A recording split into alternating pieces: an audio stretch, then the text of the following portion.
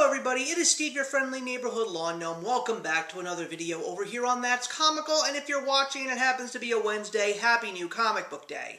So I am here today with a treat. I am here to talk about a Marvel television show that is actually not part of the Marvel Cinematic Universe. In fact, it's not even available to stream on Disney+. You gotta go to Amazon Prime and find this one, and that of course is Spider-Noir, starring the great man, the myth, the legend, the man who was born to play some version of Spider-Man some way or another, Nicolas Cage, as Ben Reilly, aka Spider-Noir. So Spider-Noir, even the fact that Nicolas Cage was Spider-Noir goes back to the animated sensation by Sony, the Spider-Verse films, in which Nicolas Cage does voice that version of Spider-Noir. So the fact that they were going to make a live-action show and put him in there as the exact same character, to me, made absolutely so much sense, because if they weren't going to be able to get Nicolas Cage in this role for a live-action version of Spider-Noir, it just wasn't going to work. And I also really appreciated the fact that if you want, you can watch the show in its black and white format or in its color format. I actually have only watched it in its black and white format because for some strange reason I just felt that if I saw it in color, it wasn't going to capture what I was hoping to gain from this show. And my goodness, in black and white, this show is so aesthetically pleasing, and it's not just the black and white. The show really looks, and it felt, and he was even acted in a way that felt like it came out of the golden age of Hollywood.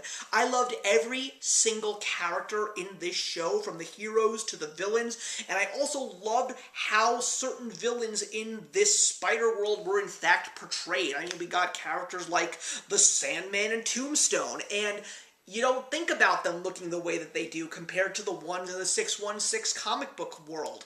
And of course, the look of Spider-Noir and the motivations of Ben Reilly in regards to taking off the costume after an event that was tragic in his life, to the fact that he has to realize through encountering others with superpowers that the spider is needed more than ever. It definitely is a joy to watch, and it is extremely funny. Maybe it's just because of the way that Nicolas Cage talks, but I, for one, found myself laughing a bunch of times on this show, and I don't know if we'll get a season 2, because if we don't, it's fine the way it is, but if we do, I'd love to see where they would actually take this character and this world. So, if you haven't checked out Spider-Noir yet, and you think you're suffering from superhero fatigue, especially when it comes to the MCU, Spider-Noir is a true breath of fresh air. You are going to absolutely adore it. Don't even look at it as a Spider-Man show. Just look at it as something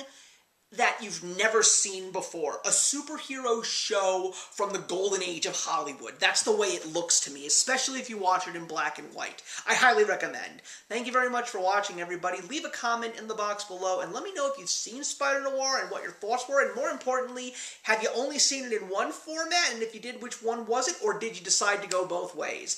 I definitely will check this show out in color at some point, but for now, I loved it the way it was in black and white. I will see you in the next one.